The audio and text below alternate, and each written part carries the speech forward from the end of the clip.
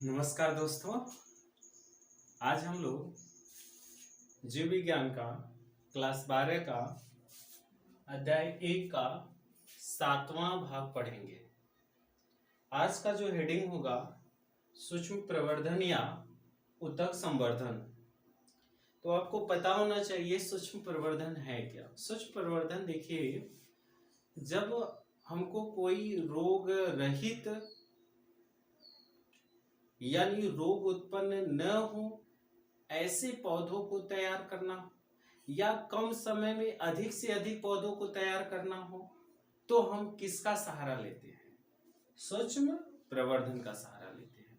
सूक्ष्म प्रवर्धन में कम से कम समय में अधिक से अधिक पौधों का क्या किया जा सकता है? निर्माण किया जा सकता है। सूक्ष्म प्रवर्धन में होता क्या है? पहले सूक्ष्म प्रवर्धन में ध्यान रखिएगा, हम किसी भी पादप हो उसके कोई भी भाग को ले लेते हैं।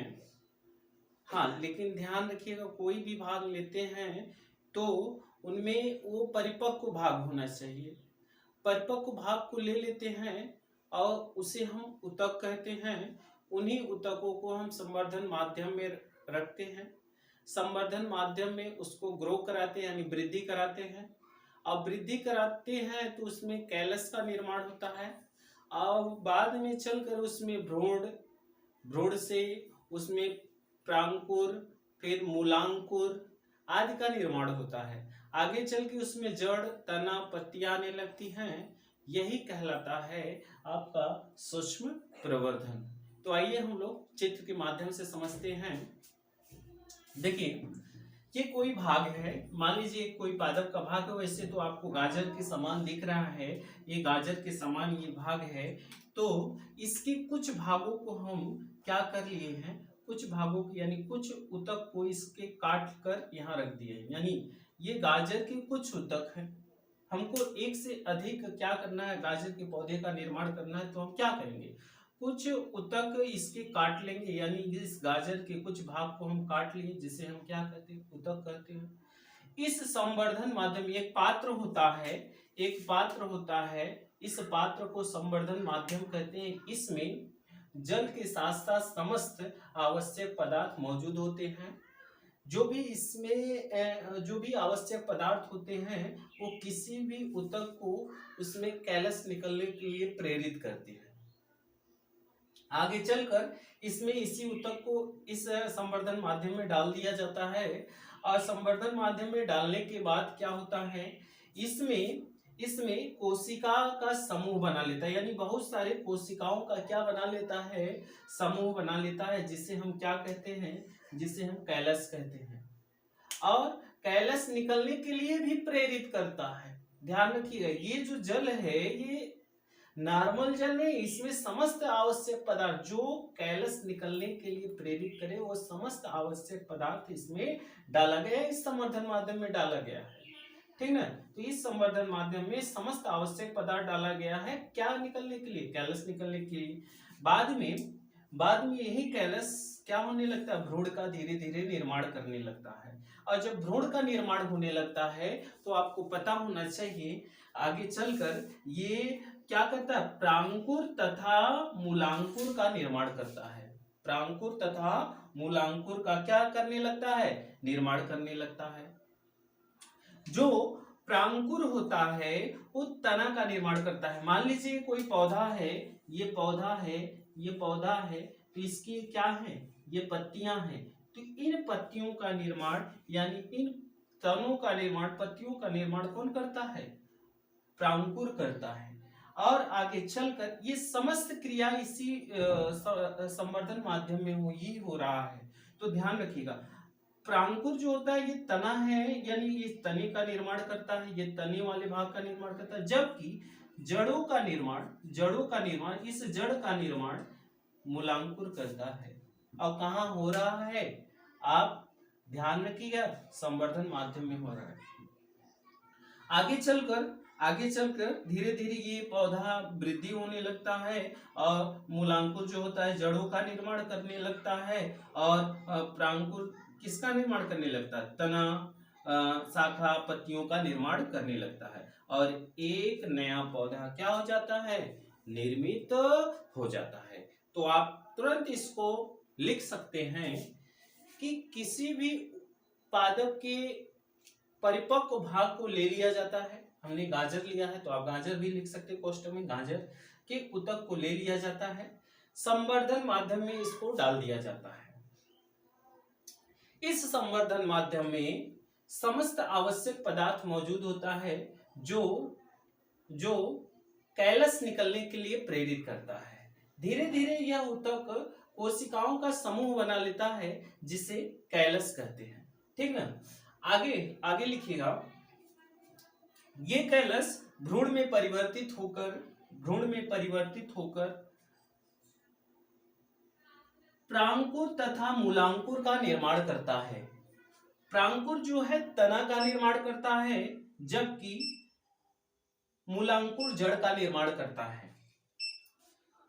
धीरे धीरे इससे नए पौधे का क्या होता है, निर्माण होता है। यही क्रिया सूक्ष्म प्रवर्धन या ऊतक प्रवर्धन कहलाता है। आपको चित्र के माध्यम से जो चित्र इसमें दिखाया गया है इसको बना लीजिएगा।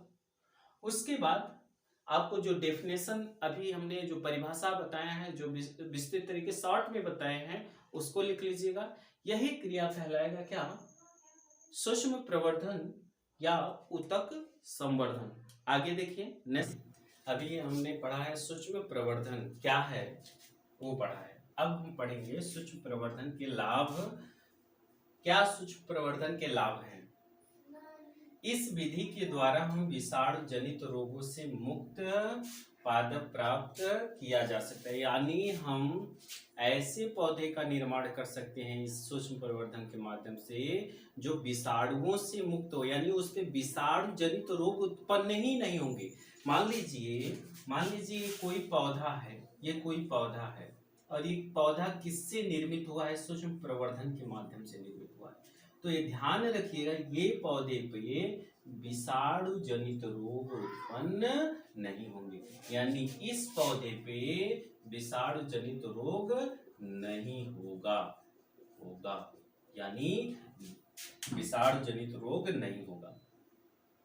तो ये कह रहा है इस विधि के द्वारा विषाणु जनित रोगों से मुक्त पादप प्राप्त किया जा सकता है, यानी विषाणु जनित रोगों से मुक्त पादप प्राप्त किया जा सकता है। इस विधि के द्वारा हम बहुत कम समय में अधिक से अधिक पादप का निर्माण कराया जाता है, यानी इस विधि के माध्यम से बहुत कम समय में अधिक से अधिक पादपों का क्या कराया जाता है? निर्माण कराया जाता है, और बहुत कम समय में प्लस बहुत कम जगह में भी इस पौधे का निर्माण कराया जाता है। ठीक ना। कह रहा है किसमें होता है? तो कह रहा है अंगूर में होता है, अंगूर में भी ऐसे कराया जाता है। आलू, टमाटर, केला, कॉफी सूक्ष्म प्रवर्धन के माध्यम से उगाया जाता है, यानी आदि भी है और भी हैं, सिर्फ इतना लिखे यहाँ आदि होना चाहिए था, आदि यानी अंगूर, आलू, टमाटर, केला, कॉफी सूक्ष्म प्रवर्धन के माध्यम से उगाया जाता है। ठीक ना। इतना आपको क्लियर हो गया होगा सूक्ष्म प्रवर्धन क्या है। ठीक, आगे नेक्स्ट हेडिंग देखते हैं, लैंगिक जनन। अभी तक आप जो पढ़े हैं वो सभी अलैंगिक जन का विस्तृत तरीके से आप पढ़े हैं। अलैंगिक जन के प्रकार क्या है, अलैंगिक जन की विधियां क्या हैं, कायिक प्रवर्धन क्या है, ठीक ना, सूक्ष्म प्रवर्धन क्या है, इन सब को आपने पढ़ा है। आगे देखिए, आगे लैंगिक जनन है। आपको हमने बताया था लैंगिक जनन की परिभाषा, आपको बताया था जहाँ दो युग्मक की आवश्यकता होती है या जहाँ दो जनक की आवश्यकता होती है, जैसे नर और मादा की आवश्यकता पड़ती है, उसे ही हम क्या कह सकते हैं? लैंगिक जनन कह सकते हैं। तो आइए इसका डेफिनेशन देखते हैं लैंगिक जनन का थोड़ा विस्तृत तरीके से। इस प्रकार के जनक में दो जनक की आवश्यकता होती है। दो जनक मतलब यहाँ हो गया, यहाँ ध्यान रखिएगा, यहाँ लिख दे रहा हूँ, दो जनक मतलब हो गया कि नर तथा मादा। अब आपको यहाँ लिख दे रहा हूँ, नर तथा मादा।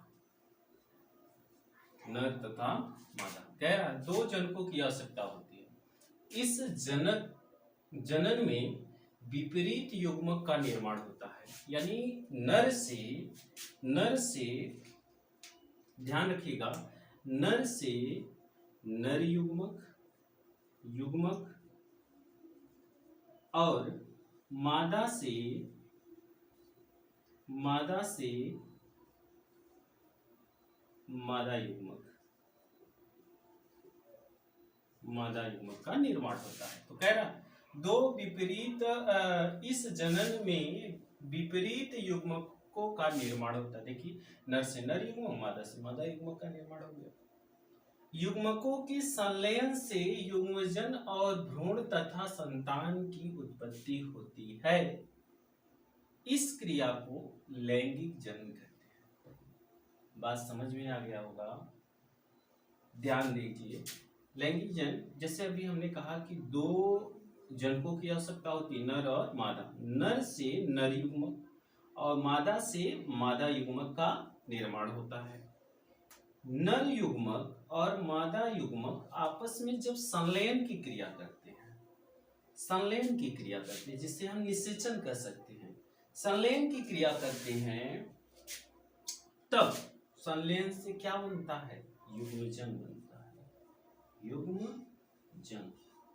युग्मजन से क्या निर्माण होता है? तो युग्मजन से क्या निर्माण होता है? भ्रूण का निर्माण होता है। ठीक। अब भ्रूण से किसकी उत्पत्ति होती है? तो संतान की उत्पत्ति होती है। किसमें? पूछेगा संतान की उत्पत्ति किसमें होती है क्रिया? तो यह क्रिया हमेशा ध्यान रखिएगा, यह क्रिया लैंगिक जनन में ही होता है। ठीक। तो अब लैंगिक जनन की, अगर लैंगिक जनन आ गया विस्तृत तरीके से लिखने के लिए, तब आप क्या करेंगे? तो आप ये सारी बातें लिखेंगे। इस प्रकार के जनन में 2 जनकों की आवश्यकता होती है। इस जनन में विपरीत युग्मक का निर्माण होता है, यानी विपरीत युग्मकों का निर्माण, नर युग्मक अलग है, मादा युग्मक अलग है, विपरीत युग्मकों का निर्माण होता है। युग्मक के संलयन से युग्मजन, भ्रूण तथा संतान की उत्पत्ति होती है। किसमें? लैंगिक जनन में। ठीक ना? और याद रखिएगा, कभी कभी आपसे पूछा जाता है कि द्विलिंगी क्या है? द्विलिंगी किसे कहते हैं? जब एक ही प्राणी हो और उसपे नर वह मादा एक ही पे स्थित हो, यानी एक ही, मान लीजिए आप देखें एग्जाम्पल स्वरूप में जोंक देखे होंगे, या आप ऐसे देखे होंगे कि खेतों के किसानों के मित्र किसे कहा जाता है? तो केचुआ देखे होंगे। तो उसपे नर और मादा, नर इधर रहेगा, इधर मादा रहेगा। नर और मादा दोनों एक ही पे होता है, यानी एक ही जीव पे नर और मादा दोनों एक होता है, यानी दोनों उपस्थित होते हैं, नर और मादा दोनों उपस्थित होते हैं। तो उन्हें आप क्या कर सकते हैं? द्विलिंगी कर सकते हैं। ऐसे पौधों में भी पाए जाते हैं। बहुत सारे ऐसे पौधे होते हैं जिसमें नर और मादा दोनों एक ही पौधे पे स्थित होता है, तो उसे हम क्या कर सकते हैं? द्विलिंगी कर सकते हैं। ठीक है। अगर हम जीवों की बात करें तो केचुआ हो गया, जोंक हो गया, ठीक ना, वेल हो गया, फीताकृमि हो गए, ये सब क्या है? ये सब द्विलिंगी है। क्या है? द्विलिंगी है। आगे अगर पूछता है एक लिंगी क्या है, तो जिसपे ऐसे जीव जिसपे एक ही क्या हो, नर या मादा, यानी एक ही हो, नर ही हो या तो वह मादा हो, यानी मान लीजिए ये जीव है तो ये नर है, तो यह एक लिंगी जीव है। अगर उस पे दोनों स्थित हैं तो इसको क्या कहेंगे? कमेंट बॉक्स में तुरंत लिखिए, क्या कहेंगे? द्विलिंगी कहेंगे। क्या कहेंगे? द्विलिंगी। ऐसे जीव जिसमें नर व मादा अलग अलग हो वह एक लिंगी कहलाता है। यानी ऐसे जीव जिसमें नर और मादा अलग अलग हो तो उसे हम क्या कहेंगे? उसे हम एक लिंगी कहेंगे, एक लिंगी। और द्विलिंगी किसे कहेंगे? द्विलिंगी जहाँ पे नर और मादा, एक ही जीवों पर नर और मादा दोनों स्थित हो तो उसे हम क्या कहेंगे? द्विलिंगी कहेंगे। और एक लिंगी किसे कहेंगे? जहाँ नर और मादा अलग अलग हों उसे हम एक लिंगी कहेंगे। एक लिंगी में जैसे आपका क्या आ गया, मानव है, बंदर है, ये सब किसका एग्जाम्पल है, एक लिंगी का एग्जाम्पल है। तो ध्यान रखिएगा एक लिंगी क्या है, ठीक है। आज इतना ही। इससे पहले आपको कुछ क्वेश्चन हम दे रहे हैं, उन क्वेश्चनों को आप कमेंट बॉक्स में जरूर लिखिएगा, यानी कमेंट बॉक्स में आप लिखिएगा। पहला क्वेश्चन है आपका कि कोशिकाओं के समूह को क्या कहा जाता है। दूसरा क्वेश्चन, सूक्ष्म प्रवर्धन में किसका प्रयोग किया जाता है। तीसरा क्वेश्चन, लैंगिक जनन किसे कहते हैं। चौथा क्वेश्चन, युग्मजन के बाद किसका निर्माण होता है। लास्ट क्वेश्चन आपका है एक लिंगी जीव के नाम बताइए। तो 5 क्वेश्चन हैं। आशा करते हैं आप हमारे द्वारा बताए गए जितने भी लेक्चर हैं भाग वाइज, यानी 1 2 3 4 5 6 7 8 9 10 जो भी पढ़ाया जा रहा है, यानी 7 भाग तक हो गया है। तो 7 भाग तक जितना भी पढ़ाया जा रहा है उसको आप अच्छे ढंग से पढ़ेंगे, नोट बनाएंगे, नोट बना के आप इसको अच्छे ढंग से पढ़ेंगे तो आपको अच्छे ढंग से आएगा। और अगर आपको नहीं समझ में आता है तो इस वीडियो को दोबारा देखिए, तिबारा देखिए, आपको जरूर समझ में आएगा। ठीक, आज के लिए इतना ही, बस नेक्स्ट वीडियो जल्दी आए।